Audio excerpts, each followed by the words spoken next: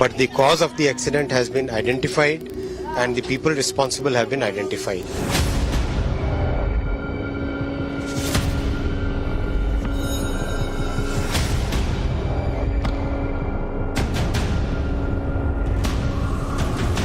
Clears इसका root cause, इस इतने दर्दनाक, इतने भयानक एक्सीडेंट का रूट कॉज ऑलरेडी आइडेंटिफाई हो गया है।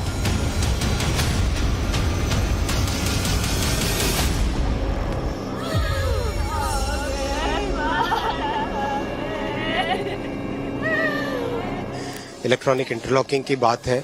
इलेक्ट्रॉनिक इंटरलॉकिंग में जो चेंज किया जिसके कारण ये दुर्घटना हुई, जिसकी वजह से करीब 300 लोगों की मौत हुई, उसे पहचान लिया गया है। बालासोर का मुजरिम कौन है ये पता चल गया है, जिसकी वजह से 1000 लोग घायल हुए, उसे आइडेंटिफाई कर लिया गया है। जो सवाल पिछले 48 घंटे से लोगों को परेशान कर रहा था कि ये हादसा है या साजिश, उसका जवाब मिल गया है। बालासोर में जो कुछ हुआ उसे सिर्फ एक हादसा नहीं कहा जा सकता, बल्कि इसके पीछे एक बहुत बड़ी वजह थी, जिसकी वजह से प्रधानमंत्री को ऑन लोकेशन आना पड़ा।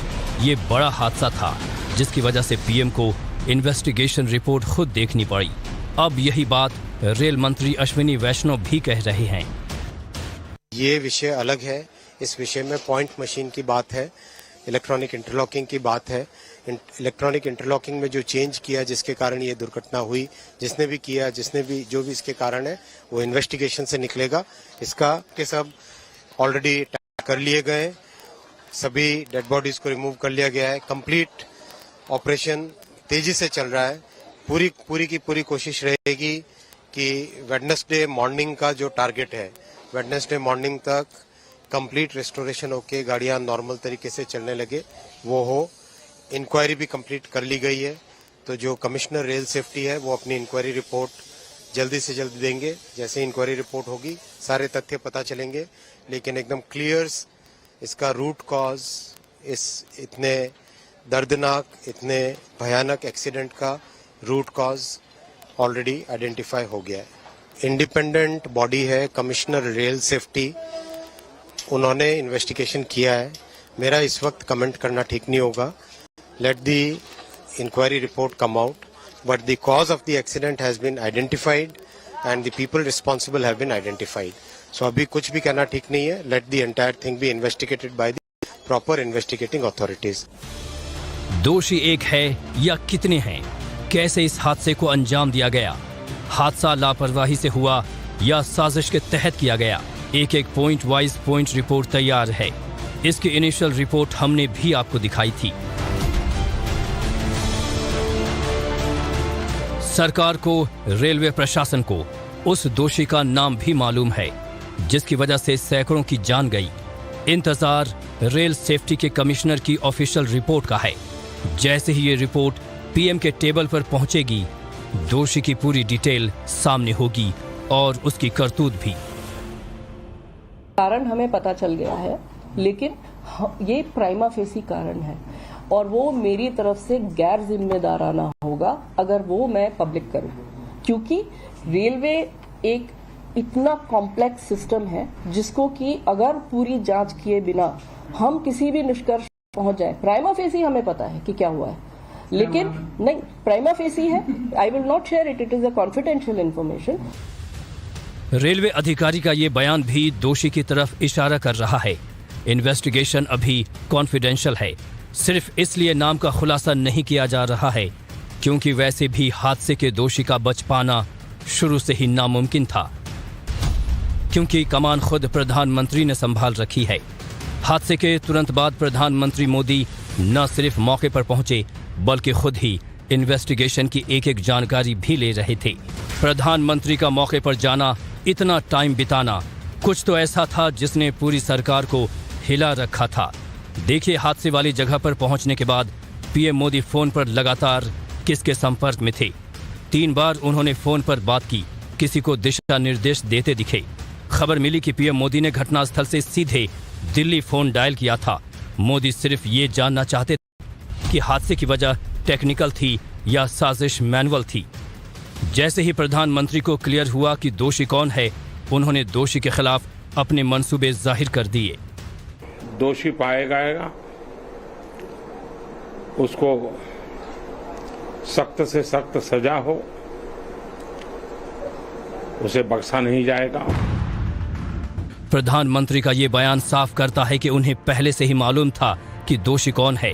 रेल मंत्री अश्विनी वैष्णव ने तो प्रधानमंत्री के बयान पर मुहर लगाई है और ये बताया कि हादसा क्यों हुआ। अब ये समझना भी जरूरी है कि आखिर हादसे वाली शाम को क्या हुआ था और इलेक्ट्रॉनिक इंटरलॉकिंग जिसका जिक्र रेल मंत्री कर रहे हैं वो क्या होता है और उसमें क्या चेंज किया गया। लगातार इस बात पे चर्चा हो रही है कि आखिर यह हादसा हुआ कैसे। ये देखिए बालेश्वर स्टेशन है, हुआ कुछ यूं होगा कि इसी रेलवे स्टेशन पे यही प्लेटफॉर्म नंबर 2 है और बताया जा रहा है कि यहीं पे अक्सर जो कोरोमंडल है वो आके रुकती है, यहीं पे वो रुकी होगी और यहीं से जब कोरोमंडल एक्सप्रेस निकली तो ये कुछ सिग्नल होता है। एक बार तस्वीर में पहले आपको दिखा देता हूँ, ये सिग्नल होती है लाइट, यहीं से पता चलता है कि आगे आपको जाना है या नहीं। अगर रेड है तो नहीं जाना। देखिए अभी सिग्नल जो है वो सामने रेड है, यानी कि यहाँ से कोई भी गाड़ी अभी आगे नहीं जाएगी। तो इसी तरीके से सिग्नल हर 200 मीटर पे रेलवे में बताया जाता है कि होता है और ऐसे ही उस दिन भी सिग्नल जो है यहाँ से ग्रीन हुआ और ट्रेन यहाँ से आगे की तरफ बढ़ी। आगे बढ़ते बढ़ते इसे जो है वो जाना था बहनगावा स्टेशन, बहनगावा बाजार जो है वहां पे इससे पहुंचना था और ये जब वहां पे पहुंची तो उसके 400 मीटर पहले तो सिग्नल ग्रीन हो गया। ग्रीन होने के बाद जो कोरोमंडल है वो इसी रास्ते से आगे की तरफ जो बहनगावा बाजार है उसके तरफ आगे बढ़ी स्टेशन की तरफ। लेकिन जैसे ही वो ग्रीन सिग्नल लेकर मेन लाइन से आगे निकल रही थी तभी सिग्नल चेंज हो जाता है, सिग्नल बंद हो जाता है। यानी कि सिग्नल ऑटोमेटिक जो है बताया जा रहा है कि किसकी गलती है ये तो जांच का विषय है, लेकिन सिग्नल जो है वो चेंज हो जाता है और ट्रेन आगे की तरफ बढ़ जाती है। इससे पहले कि ड्राइवर कुछ समझ पाता, ब्रेक लगा पाता, सामने खड़ी हुई इसी तरीके से मालगाड़ी थी, वहां पे उसी मालगाड़ी में कोरोमंडल जाके टकरा जाती है और भीषण एक्सीडेंट हो जाता है। उसके बाद एक और ट्रेन जो कि यशवंतपुर हावड़ा सुपरफास्ट जो है वो भद्रक से होते हुए और यहाँ बालेश्वर की तरफ आती है। लेकिन इससे पहले कि वो बालेश्वर पहुंचती, वो स्टेशन के पास जो बहनगावा बाजार स्टेशन है उसके पास जाते ही मुश्किल से 100 मीटर आगे जो डिरेल्ड डब्बे होते हैं, जो नीचे गिरे हुए डब्बे ट्रैक्स पे होते हैं कोरोमंडल के, उससे उसकी 2-3 बोगियां टकराती हैं और उसके बाद वो भी डिरेल हो जाती है। रेलवे में इलेक्ट्रॉनिक इंटरलॉकिंग क्या होता है और ये कैसे काम करता है आपको ये भी समझाएंगे, लेकिन पहले ये समझिए कि पूरा हादसा हुआ कैसे। वक्त था 2 जून की शाम 6:55 और जगह थी बहनगावा बाजार स्टेशन से 25 किलोमीटर दूर। ये 4 लाइनें थीं, 2 लाइन एकदम सीधी जिन्हें मेन लाइन कहा जाता है। जिन गाड़ियों को स्टेशन पर रुकना नहीं होता वो मेन लाइन से सीधी निकल जाती है, जबकि बाहर की तरफ जो पटरियां हैं वो लूप लाइन हैं। जिन गाड़ियों को रोकना है उन्हें लूप लाइन पर रोकते हैं। यहाँ से 2 मेल एक्सप्रेस गाड़ियों को पास होना था अलग अलग डायरेक्शन में, जबकि दोनों लूप लाइन पर मालगाड़ी खड़ी थी जिसमें से नीचे वाली मालगाड़ी में आयरन ओर भरा हुआ था। शाम 6:55 पर शालीमार से चेन्नई जा रही कोरोमंडल एक्सप्रेस यहाँ से गुजरी जिसकी स्पीड 128 किलोमीटर प्रति घंटे थी। गलती यहीं हुई, ट्रेन का ट्रैक बदला गया और वो उस लाइन पर चली गई जिस पर आयरन ओर से भरी मालगाड़ी खड़ी थी। कोरोमंडल एक्सप्रेस बालासोर पहुंचने से पहले दुर्घटनाग्रस्त हो गई। टक्कर इतनी तेज थी कि कोरोमंडल का इंजन मालगाड़ी के ऊपर चढ़ गया और डिब्बे पटरियों पर आ गए। इसी दौरान बेंगलोर से हावड़ा की तरफ जा रही यशवंतपुर एक्सप्रेस भी डाउन लिंक पर पहुंच गई जिसकी स्पीड 126 किलोमीटर प्रति घंटे थी।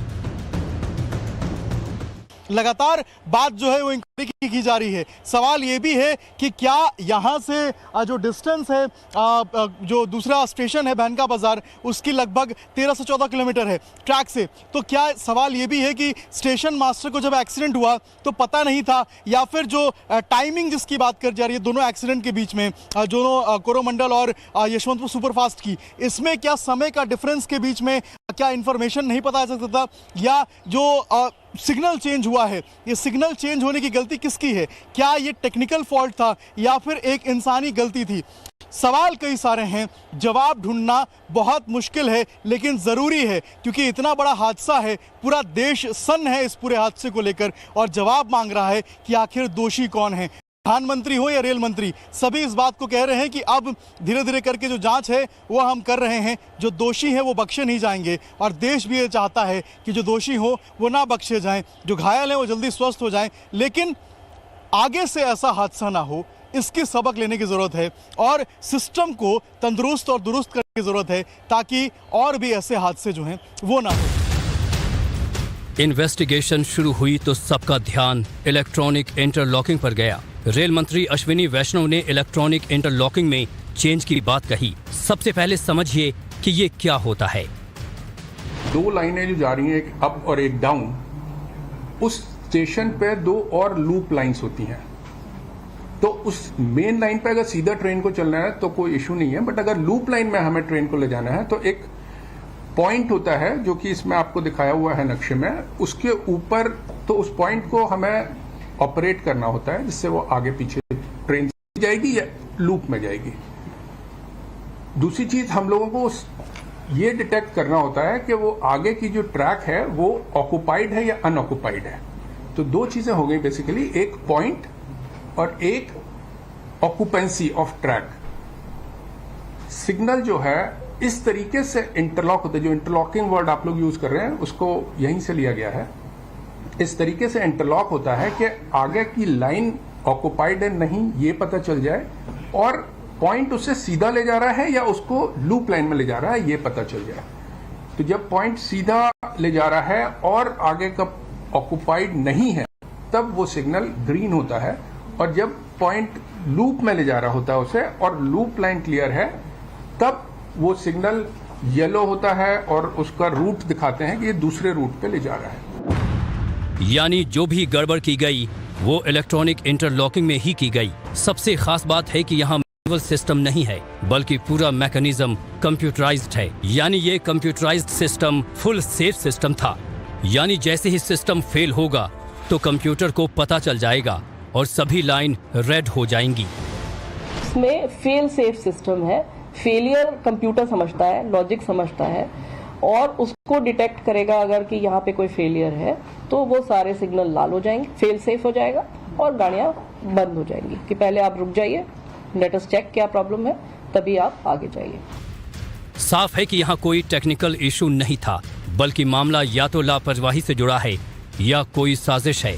रेलवे के पूरे महकमे की नज़र रेस्टोरेशन और रिलीफ के बाद इन्वेस्टिगेशन पर ही टिकी हुई है। उड़ीसा में जिस तरह से ट्रेन हादसा हुआ है वो काफी ज्यादा भयावह है।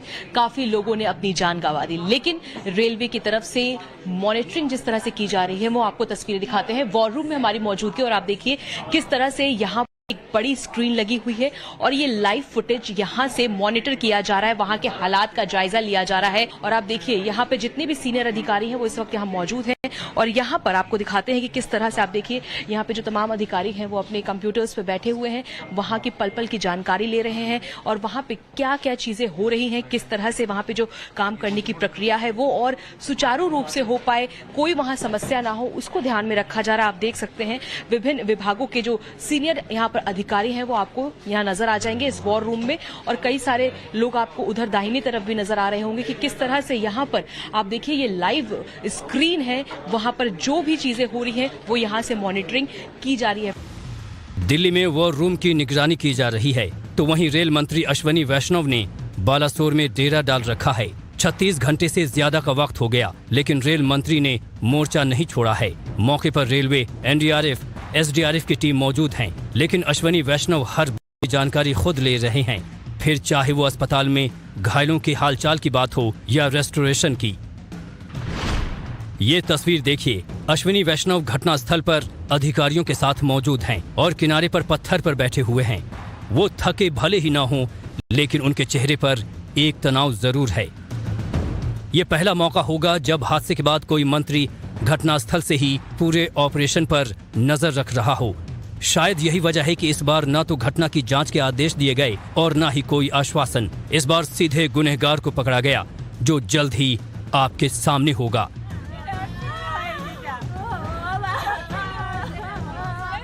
दिल्ली से भावना किशोर और बालासोर से अभिषेक के साथ ब्यूरो रिपोर्ट, टाइम्स नाउ नव भारत।